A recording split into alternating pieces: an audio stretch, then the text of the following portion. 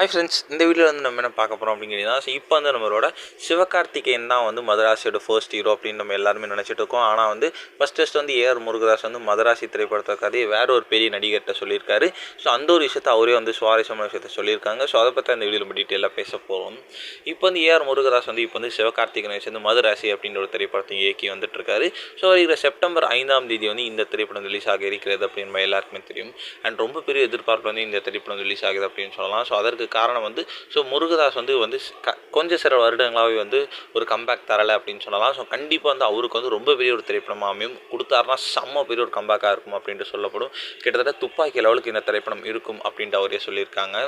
இல்லை இப்போ வந்து இந்த திரைப்படம் பற்றி வந்து முக்கிய தகவல் வந்து ஏஆர் முருகதாஸ் கூறியிருக்காரு. அதாவது இந்த கதையை வந்து கிட்டத்தட்ட ஒரு 7-8 வருடங்களுக்கு முன்பே வந்து முதல் ஷாருக் கானுக்கு தான் வந்து சொன்னாராம். ஸோ அவரும் வந்து இந்த திரைப்படம் வந்து ஒரு சூப்பராக இருக்குது, பண்ணலாம் அப்படின்ட்டு வந்து ஷாருக் கான் சொல்லிட்டாராம். ஒரு 2 வாரம் கழிச்சு வந்து நம்ம ஏஆர் முருகதாஸ் வந்து ஷாருக் கானுக்கு மெசேஜ் பண்ணியிருக்காரு. ஆனால் வந்து அவர் வந்து பதில் வந்து கொஞ்சம் லேட்டாகவும் ஸோ ரெஸ்பான்ஸே இல்லாத மாதிரி தான் பண்ணார். அப்படின்றதுனால நான் அப்படியே அந்த விட்டுட்டேன். ஸோ இப்போதைக்கு வந்து சிவகார்த்திகேயன்ட்ட இப்போ சொன்ன அந்த ஓகே ஆயிடுச்சு, இப்போ திரைப்படம் ரிலீஸ் ஆக இருக்கிறது அப்படின்னு சொல்லியிருக்காரு. சப்போஸ் வந்து ஷாருக் கான் நடிச்சிருந்தா எப்படி இருக்கும் அப்படின்ட்டு நம்ம திரைப்படம் வெளியானதுக்கப்புறம் தான் பேச முடியும்.